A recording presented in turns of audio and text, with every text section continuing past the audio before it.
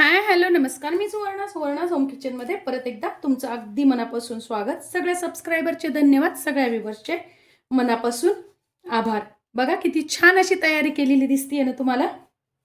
मी आज तुम्हाला थंडी स्पेशल म्हणा किंवा मग हेल्दी, अतिशय हेल्दी आणि पौष्टिक अशी रेसिपी दाखवणार आहेत. ती म्हणजे हराभरा कबाब. तर बघा, हराभरा कबाब म्हणजे त्याचं नावच इतकं सुंदर आहे. हराभरा कबाब अतिशय पौष्टिक रेसिपी आहे. आपण लग्नात जातो, कार्यक्रमात जातो, हॉटेलमध्ये जातो, तर आपल्याला स्टार्टरमध्ये सुद्धा हराभरा कबाब देतात, कारण तो पौष्टिक आहे. आणि ज्यांच्याकडे कार्यक्रम असतो ते पण अगदी आनंदाने तो पदार्थ ठेवतात, कारण तो अतिशय हेल्दी आहे म्हणून. तर बघा, मी खूप छान अशी रेसिपी आज तुम्हाला ही दाखवणार आहे ना. त्यासाठी मी इथे घेतलेले 3 उकडलेले बटाटे बारीक किसणीने किसून घेतलेले आहेत. त्यानंतर मी इथे घेतलेली आहे फ्लॉवर, कोबी. त्यानंतर इथे घेतलेला त्यानंतर मी इथे घेतलेला आहे श्रावण घेवडा, ढोबळी मिरची घेतलेली आहे, गाजर घेतलेला आहे आणि कसुरी मेथी घेतलेली आहे. हे सगळं आपण तुम्ही तुमच्या आवडीनुसार घेऊ शकता.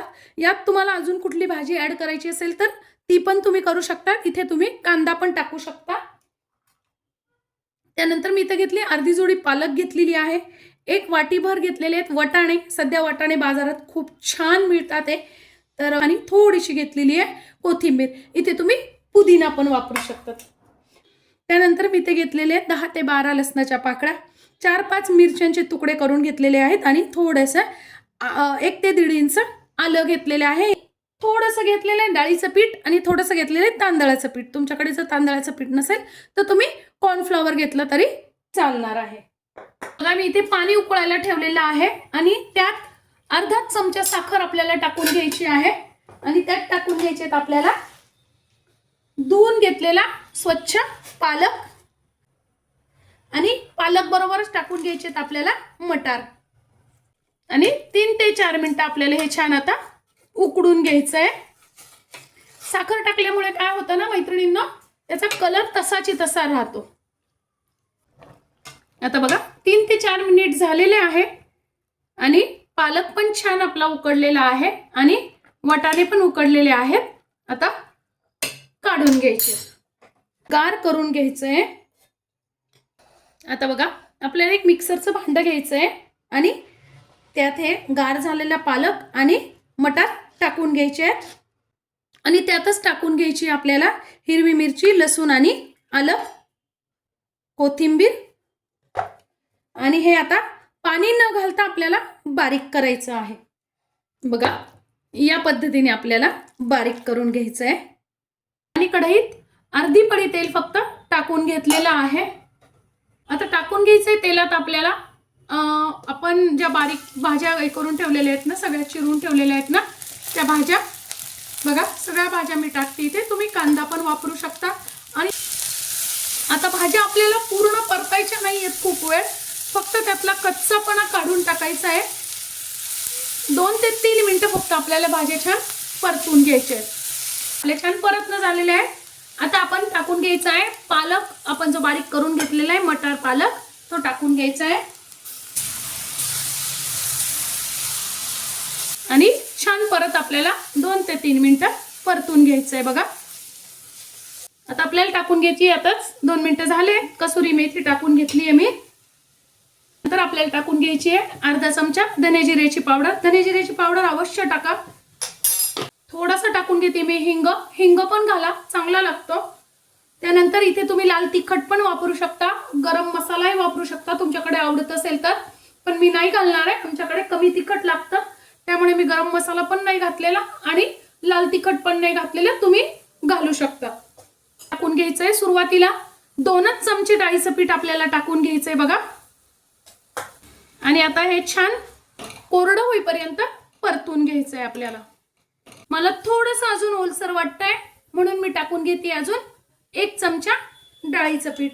मला टोटल 3 चमचे डाळीचं पीठ लागलेलं आहे. थोडंसं कोरडं झालेलं आहे.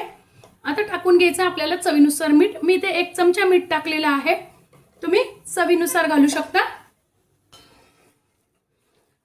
घट्ट झालेलं आहे आणि कढई पण सोडायला लागलेला आहे. म्हणजे आपलं पीठ तयार आहे, काढून घ्यायचंय. आता ताटात काढून घ्यायचंय म्हणजे लवकर गार होईल. असं तुम्ही पसरवून ठेवा म्हणजे पटकन गार होतं. गार झाल्यानंतर आपल्याला काय करायचं आहे, ते 2 चमचे टाकून घ्यायचे ब्रेड क्रम्स.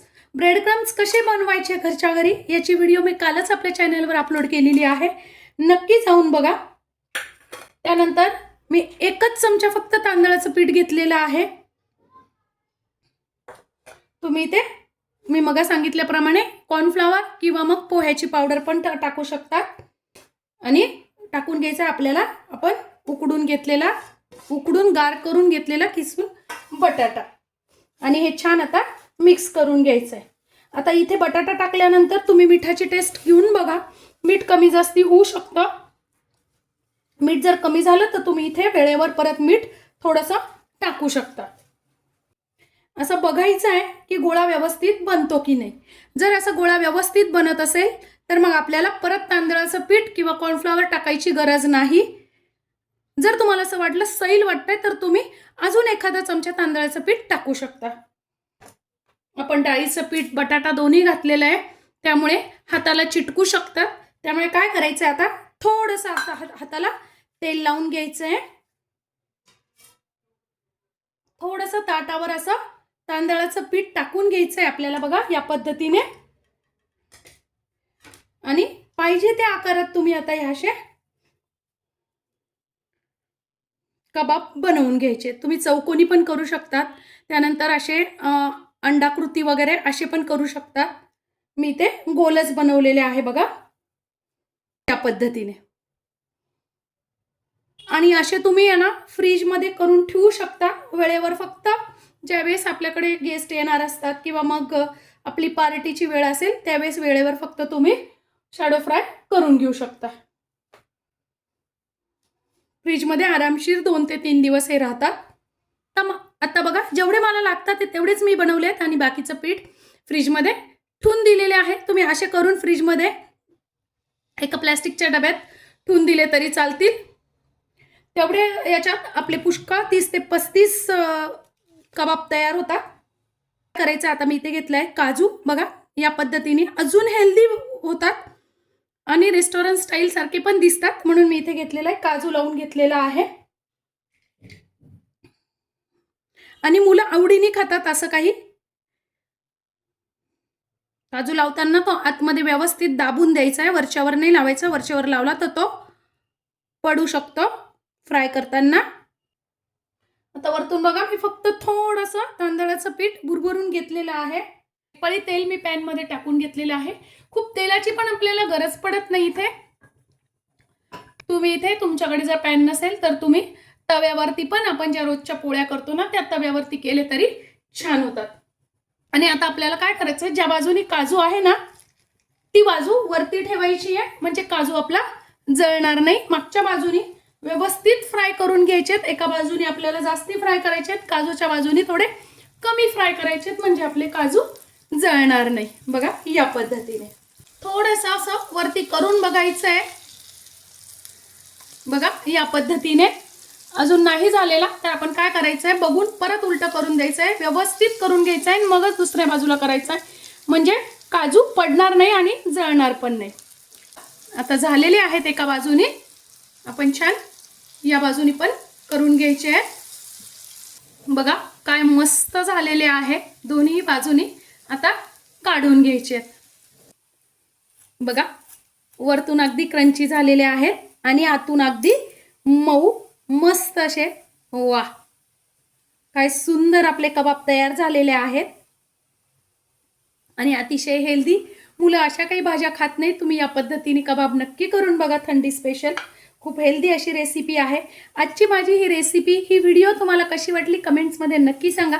चॅनलवर नवीन असाल तर चॅनलला लाईक, सबस्क्राईब आणि शेअर करा. धन्यवाद.